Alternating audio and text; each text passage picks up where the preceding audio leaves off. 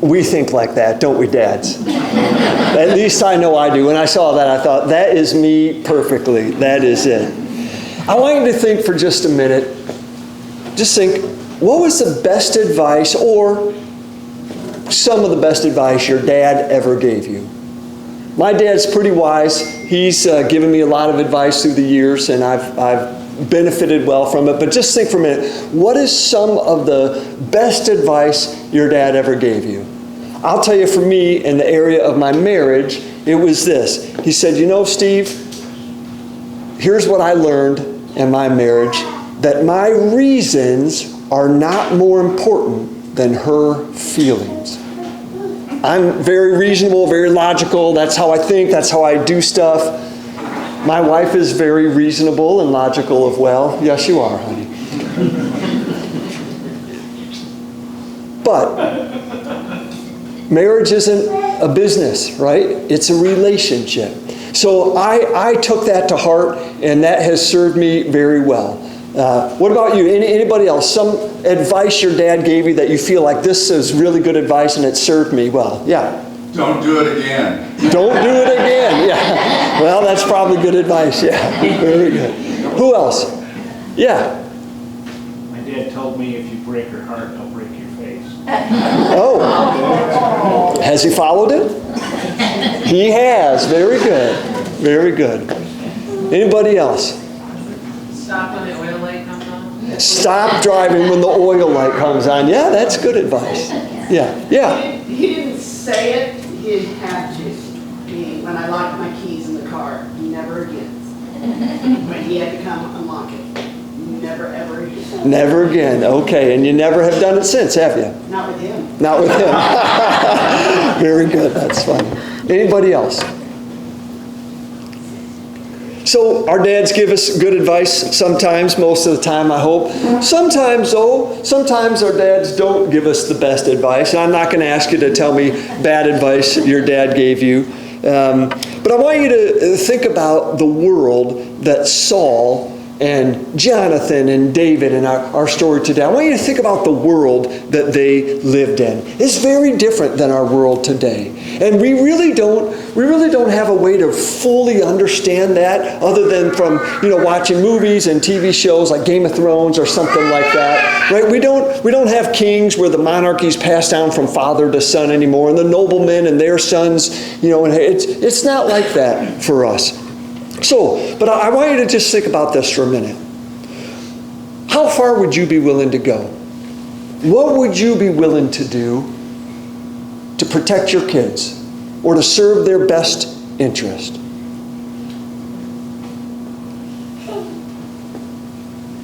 Now, I'd be willing to die to protect my family, right? In a life or death situation, I'd be willing to. And I wouldn't want to do it. I'd rather do anything else. But if I had to, I would kill someone that was trying to kill my kids if it was the only way that I could protect them. I don't even like saying that out loud. It doesn't feel good. But I would do it if I had to. But what if it wasn't about a life or death situation? What if it was just about something else? Maybe you had a business that you had built up and you wanted your son or daughter to take over that business when you retired, but all of a sudden some outside group, some investors were coming in, they were trying to gobble up your company. What would you be willing to do? I mean, I don't know. Would you kill someone? I probably want it. Well, not probably, I want it. Not at that point. But, how far would you be willing to go? What if you were the king or a queen and your son or daughter was supposed to inherit the throne after you? But the people around you started, you sensed that they liked this other person better and they were going to make that person king when you died. Maybe they weren't even going to wait till you died. What would you be willing to do to make sure that you could not only keep your throne secure, but that your son, in this case, the oldest son, the rightful heir to the throne, would be able to take his place? Well, we know what Saul was willing to do. Last week, Reverend John Kerr preached about on 1 Samuel chapter 18 and 19. And we saw how as David grew in popularity, that Saul became more and more jealous of him. And over the course of several years, all this happened. As David would go out and win more battles, and then men would come home, the ladies were singing, well, Saul has killed his thousands, but David is 10,000s. And we could see Saul start to become jealous of David. And somewhere along the way, Saul realized, he knew that God's Spirit had left him. He could sense that. He knew it. John, I believe you that God is always with us. We leave God. He doesn't leave us. And we saw a couple weeks ago about, it was through Saul's disobedience to God. God had raised him up to this position of authority. And then Saul was disobedient to him, that Saul was told, you're not going to have the kingdom. It's going to be taken from you. Now, this was from Samuel, the prophet, had told Saul. So Saul, instead of accepting that punishment, knowing it was from God, not just the hearts of men, he wasn't willing to accept that. And he was going to try to go against God's will and try to take the reins and take control and make things happen himself. To the point of, right, this is a bad dad thing to do. We would never do this. He tried to marry one of his daughters off to David to ensnare him, hoping that then the Philistines would kill him because, oh, that's the king's son-in-law, let's kill him, right?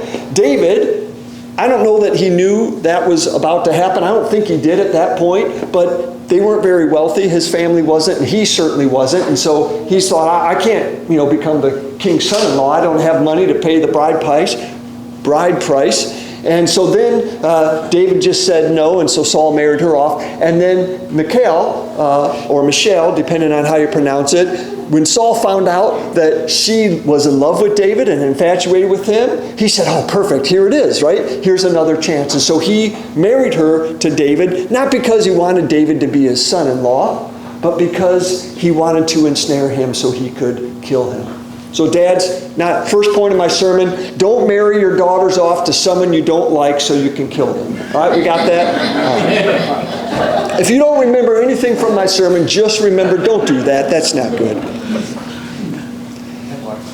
So we find ourselves in this spot now where Saul actually tried to kill him. And I won't retell the story. If you weren't here last week, you want to go out, come to our church's website or go to YouTube. You can watch a sermon or at the very least go back and read chapter 18 and 19 because it really sets the stage for the trajectory of what we're going to be talking about pretty much all summer long, which is David now is on the run. David is in hiding.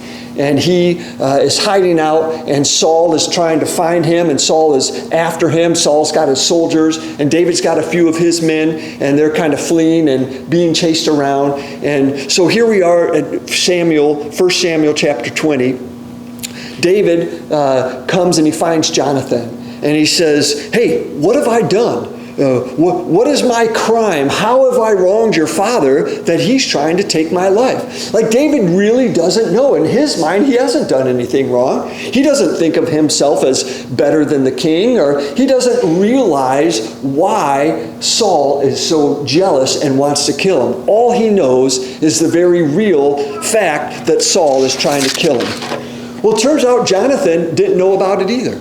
Because he and Michelle hadn't had a chance to talk about what had happened. And so Jonathan's like, what are you talking about? Saul doesn't want to kill you. What are you thinking? And David says, no, he does want to kill me. He's trying to kill me. And Jonathan says, oh, no, that's not true. Look, my dad doesn't do anything without consulting me. I'm his right-hand man. I'm the heir to the throne. He's starting to get older, and I talk about everything. I would know if he wanted to harm you.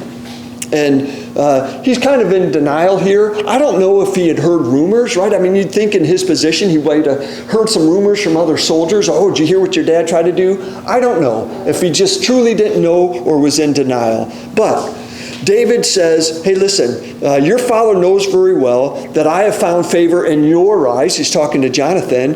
And so that's why he hasn't told you. Because he doesn't want you to be grieved or to try to convince him not to or to try to hide me.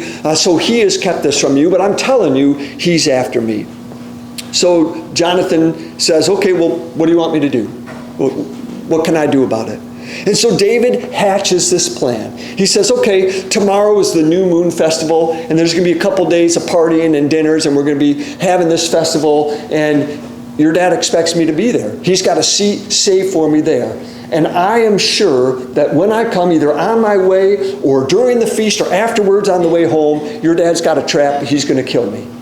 And Jonathan says, no, I don't think this is true. I don't think this is going to happen. So David says, well, okay, well, I'll tell you what. I'm not going to come, and let's see what his reaction is.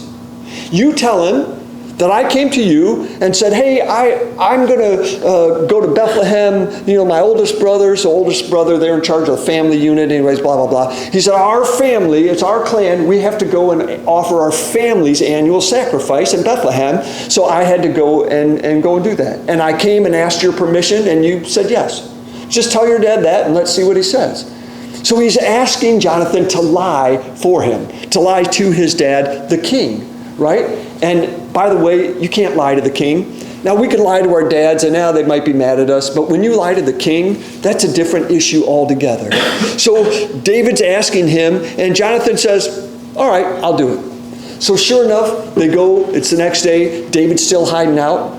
The first day of the banquet, we're told that Saul notices David wasn't there, but doesn't think much about it. He thinks to himself, well, maybe David is ceremonially, that's not, I trip over that word every time. I did it earlier too.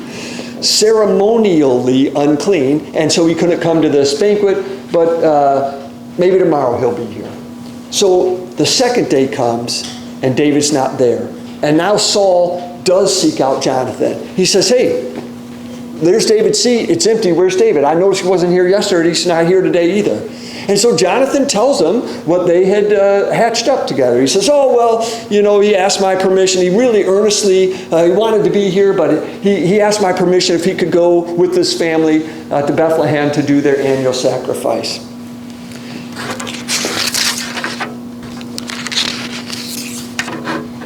I've skipped several pages of my notes. That's okay. I'll come back to it. And so what happens? Saul is furious. Saul is furious. And we read his reaction before. He gets so angry. Saul's not a fool, right? He might have done some foolish things and not obeying God, but he's a smart man. And that's, dads, and probably moms too, we know when our kids are lying to us, don't we? Right? They can't fool us. Every once in a while they think they can, but the truth is, Evan, we know. We know. Sometimes we let you get away with it. Sometimes we call you on it. Saul's the same way. He knows that Jonathan is lying to him and that he's trying to protect David. And so he literally curses at him. We're told Saul's anger flared up at Jonathan, and he said to him, you son of a perverse and rebellious woman.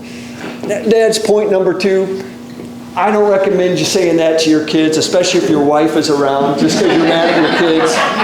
That may not go over well for you. So application point number 2, don't say that to your kids when you're mad at them. But Saul's mad. He says, don't I know that you've sided with the son of Jesse to your own shame and to the shame of the mother who bore you? In other words, your behavior is shameful. I'm trying to preserve your kingdom for you. I'm trying to make a way so that you can become king after me, and now you've disrespected me. You have brought shame on yourself. He says, as long as the son of Jesse lives on this earth, neither you nor your kingdom will be established. Now, send and bring him to me, for he must die. And now Jonathan doesn't wonder anymore if David was telling the truth. Now Jonathan knows that his dad really is going to kill him. And you can imagine how Jonathan must have felt at the time. I don't know that Jonathan as well as Saul, everybody knew that David was gaining in popularity. Everybody knew that God's blessing was on David. But I don't know if anybody still at this point knew that Samuel had anointed David to be the next king. I think that was still like a private thing in their family. I don't think David may not have been allowed to live at all had that been found out. So I don't think Jonathan knew that. Jonathan and David became very close, and they were very close friends, and they made an oath with each other that they would protect each other and that they would be friends to the end, right? Relationships when you're young, these guys at this point, the youngest, late teens, probably very early 20s, real early 20s at this point. So I think about the friendships that I had in my late teenage years and then throughout our 20s when our kids were young. We have lots of good friends, and unfortunately, we move every so many years and you start over again, but we've never quite had friendships that were the same as when we were in our 20s. I don't think so. I don't know if life just changes or things happen, but here we can see David and Jonathan. They have that kind of friendship, and they're best friends, and blood brothers almost, if you would. So here's Jonathan. He's hearing this news from his dad, and I wonder what he thought. I wonder if he thought, no, David's not going to try to take the throne from me. I'm the rightful heir. I don't know. I don't know if he was once again in disbelief or if he thought, well, maybe David is going to be the next king. I doubt it. I don't think that. I think that at this point, Jonathan still just thinks, my dad's paranoid, he's trying to kill him. But either way, Jonathan says to his dad, why should he be put to death? What has he done? And we're told that Saul gets so angry that he picks up his spear and hurls it at Jonathan and tries to kill him. Now this is his son that he just said, I want to kill this other person who's going to take your kingdom. Now all of a sudden he's trying to kill his son. We can see his mental health breaking down. We can see him in these fits of anger and rages that keep coming on more and more. We're told that Jonathan then, he's so angry. He's so angry he gets up, he doesn't even eat dinner. What I skipped in my notes and in the story is that before that, Jonathan and David, they came up with the way where Jonathan would let David know if Saul really was trying to kill him or not. This was going to be the definitive answer. Did Saul get mad and say, where's David? I'm mad, he should be here, let's go kill him. Or did he say, oh no, it's no big deal. So what they had devised a plan was that the next day after Jonathan found out, that he would go out and he would shoot some arrows like he was just practicing, and he was going to send a young boy to go and fetch the arrows for him, as they did, and he would shoot an arrow by where David was hiding, and if Saul was fine and Jonathan thought, everything's fine, you're safe, come home, he would say to the boy, oh, you're too far, come on back this way, the arrow's closer in, come back in. But if Saul was mad and was trying to kill him, that Jonathan would say to David, oh, the arrow's gone further. You need to go further. You need to go away to get it, right? The signal telling David, it's okay, come in, or no, you need to go away. And so that's what they do. Jonathan goes out and he shoots the arrow, and we're told that it lands right near, that the boy comes and he's right there by the arrow, and as he's going to get it, Jonathan says, oh no, isn't the arrow further away? You need to go further away. Now this would have been confusing to the boy because he's probably right next to it at this point, but David hears him and he gets the hint. And then Jonathan sends his bow and his arrows and stuff with the boy. He says, take these back into town. Just go right into town. I'll be along in a few minutes. Don't wait for me. And then David comes out of hiding. And Jonathan comes up. Now, and they talk, why did they do that?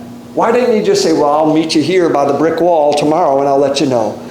The answer is, this is the king's son. This is a busy place. Jonathan might not have been able to get away by himself. So he had to have some signal that he could give to David in case there were people around and he couldn't get away. At least he could call out, he could give an answer that would send him on his way. But as it was, they did find themselves, they were able to be alone and talk. They make a pact with one another that they would, Jonathan recognizes that David is in danger, but he wants the best for him. And so they make a pact, a covenant with each other, that they would try to protect each other. And Jonathan has David promise him, he says, hey, I want you to promise me, I think the Lord is going to bless you and that all your enemies, they're going to eventually die. And if our family happens to be one of those enemies, I don't want you to kill me. I want you to promise that you and I, we're still going to be friends forever. Right? and my descendants and my descendants' descendants. And David makes that promise to him. And so here they go. Now Jonathan said to David, "Go in peace, for we have sworn friendship with each other in the name of the Lord, saying, the Lord is witness between you and me, and between your descendants and my descendants forever."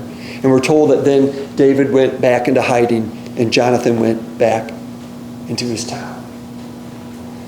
This is an epic story. If you're not reading it, you're missing out. This is great. It gets better and better. There's more action coming.